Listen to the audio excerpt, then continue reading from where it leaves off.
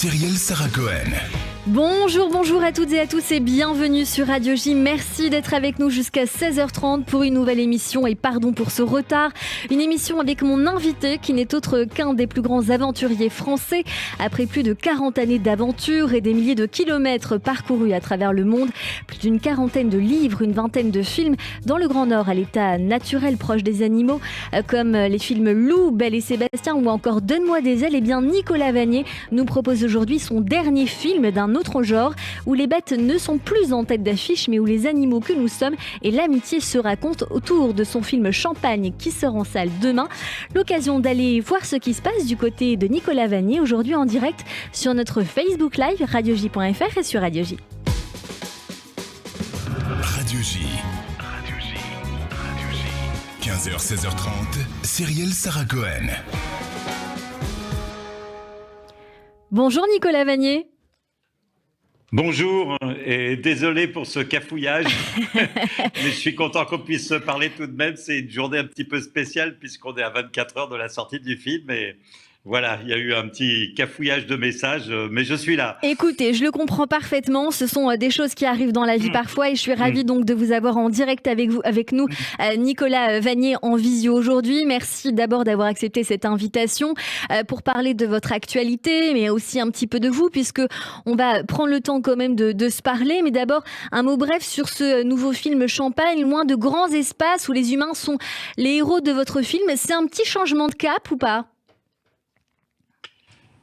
Un changement de cap, je ne sais pas si on peut appeler ça comme ça. Disons que, en tout cas, ça correspond à une envie que j'avais. C'est vrai que mon univers jusqu'ici était plutôt la nature, les animaux, même s'il y avait, on va dire, une évolution vers des films où il y avait une place de plus en plus importante aux acteurs, une attention particulière qui était portée au scénario. Mais depuis voilà quelques temps, j'ai eu en tout cas voilà un grand plaisir avec des comédiens qui m'ont fait l'amitié de me suivre, de développer sur des séquences, sur certains moments du film, voilà ce qu'on va appeler un petit peu de comédie. Des moments qui appelaient à sourire ou à rire et qui ont plutôt très bien fonctionné dans les précédents films que j'ai pu réaliser, et ça m'a donné envie d'aller vers ce genre où effectivement je change un petit peu d'univers. Un petit peu d'univers. Mais ça correspond vraiment à une envie que j'avais, surtout correspondant au plaisir que j'ai aujourd'hui à construire des personnages, des situations avec des acteurs. Et j'étais pour ce film entouré de talents incroyables. Exactement, de merveilleux acteurs. Alors Nicolas Vanier, on va en parler parce que vous nous surprenez encore une fois avec ce film Champagne qui sort demain en salle, comme vous nous l'avez dit. Un film sur l'histoire de plusieurs couples d'amis qui se connaissent maintenant depuis plus de 30 ans.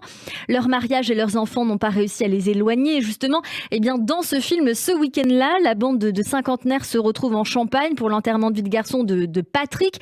Et donc, à l'affiche, bien sûr, la crème de la crème, Elsa Zilberstein, François-Xavier de Maison. Je voudrais quand même dire un petit grand salut et un grand bravo à Stéphane de Grotte qui est merveilleux dans ce film, je dois dire. Un jeu incroyable. Sylvie Testu, Eric Elmosnino, Valérie Carsanti que vous retrouvez encore une fois après l'école buissonnière. On va écouter la bande-annonce.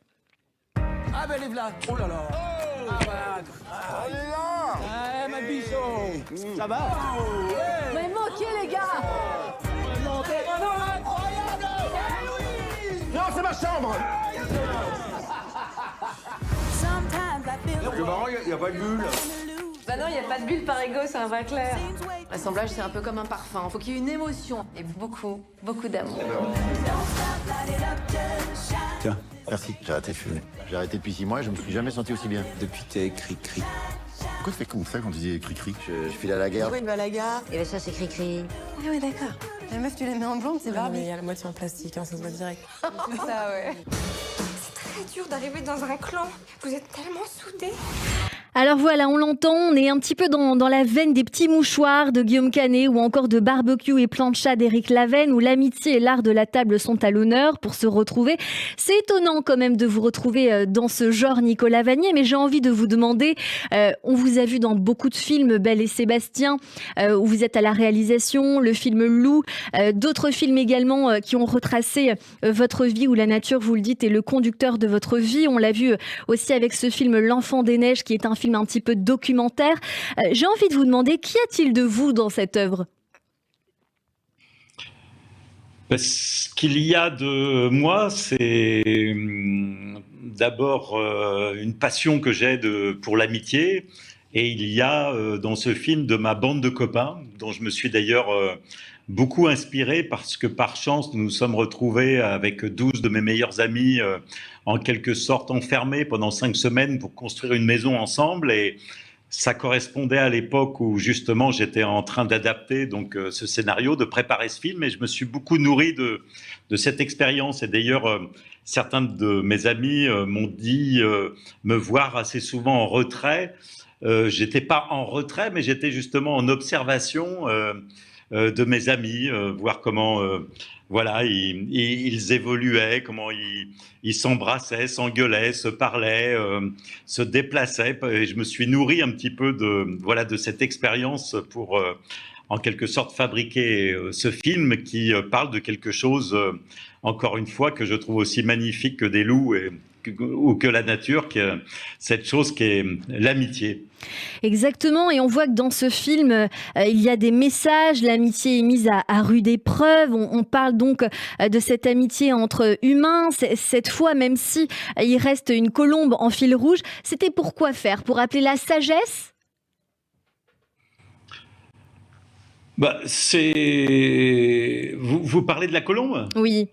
Parce qu'il y a cette colombe en fil rouge dans ce film-là, où vous pouvez pas... Oui, c'est parce que le naturel reprend toujours au galop. Et donc, comme disent beaucoup de personnes, c'est un film de Nicolas Vanier sans un oiseau ou voilà, un animal sauvage quelque part, c'était pas possible. Et c'est vrai, quand il s'agissait voilà, d'égrener un petit peu le temps, de marquer un petit peu le temps, il y a voilà, cette idée qui est apparue, mais c'est relativement assez anecdotique ce dont ce film parle. Voilà, c'est encore une fois surtout de cette formidable amitié, amitié de ce que tout cela implique effectivement, de tolérance, de bienveillance, parce que c'est vrai qu'en amitié, il est toujours difficile, et c'est de ça dont parle le film, de voir les autres évoluer, de voir les autres changer. Une grande morale dans ce film, Nicolas Vanier: je préfère marcher avec un ami dans l'obscurité que seul dans la lumière.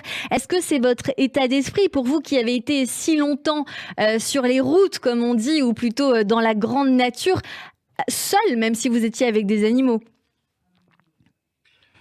Oui, je parlais justement tout à l'heure de tolérance et de bienveillance. Je pense que si on ne sait pas faire preuve justement de tolérance et de bienveillance, on termine tout seul. Et personnellement, il n'y a pas grand-chose, je crois, de pire que effectivement ne pas avoir autour de soi des amis sur lesquels s'appuyer, sur lesquels partager.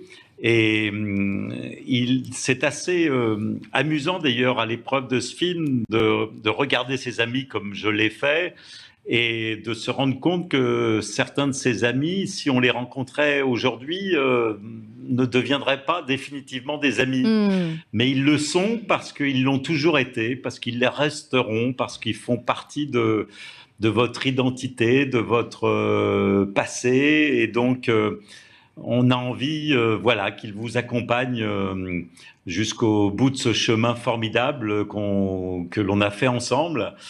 Et voilà, ce film, encore une fois, parle de quelque chose qui me paraît d'autant plus important à l'heure actuelle, qui est encore une fois la tolérance et la bienveillance. Et il y a aussi un autre thème dans ce film, Nicolas Vanier. C'est un film un petit peu engagé sur le terroir. On ne gâche pas le champagne, on fait attention à ses vignes, on n'écrase pas les abeilles. Il est encore temps de réparer ce que nous avons détruit de cette nature, dites-vous. Oui, le film parle un petit peu de, malheureusement, un sujet qui a encore été d'actualité cette année, c'est ce dérèglement climatique qui a frappé les vignes l'année dernière, cette année, vraisemblablement encore, malheureusement, les années suivantes et vraisemblablement, malheureusement, de plus en plus durement, de la même façon que nous sommes frappés en France de sécheresse, de ces grêlons gros comme des balles de tennis, de toutes ces anomalies climatiques qui ont toujours existé mais qui se multiplient. Et c'est vrai que lorsqu'on parle d'anomalies climatiques, elles ont toujours existé, mais une anomalie climatique qui résulte du dérèglement climatique, c'est un petit peu comme un coup de poing. Et lorsque on reçoit un coup de poing, on s'en relève très bien. Lorsqu'on en reçoit 10 de suite, on ne se relève pas. Et c'est ce qui se passe actuellement dans certaines exploitations, ce qui se passe dans certaines régions, ce qui se passe aussi dans certains pays qui sont frappés de plein fouet par ce dont on parle depuis de nombreuses années, avec des simulations qui étaient d'ailleurs très bien faites et très précises. Mais on n'a rien fait pour que les choses changent. On continue à ne rien faire pour que les choses changent.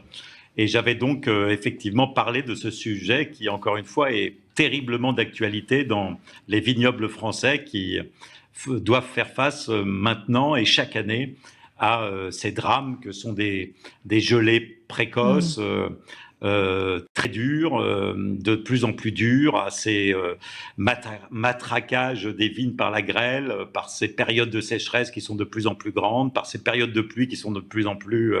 voilà, tout ce qui nous a été annoncé depuis de nombreuses années, qui arrive aujourd'hui, et qui arrivera de façon encore malheureusement encore plus dramatique dans les années à venir puisqu'on ne change rien. Et que vous constatez, vous vous qualifiez comme un ambassadeur de la nature, je crois, Nicolas Vanier. Vous a-t-on déjà proposé un rôle plus politique pour reprendre, par exemple, le poste de ministre de la Transition écologique, comme l'a fait Nicolas Hulot? Est-ce que cela a été quelque chose de possible?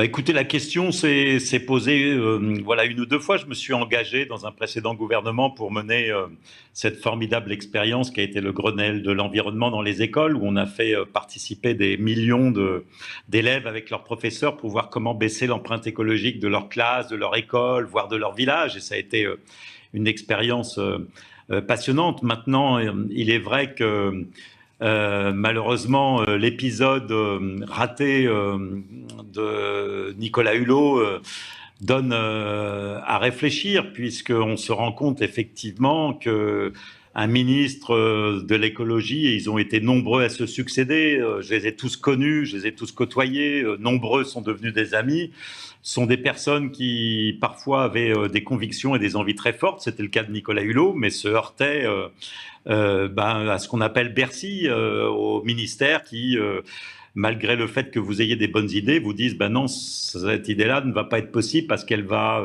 gêner ou parce qu'elle va coûter trop cher.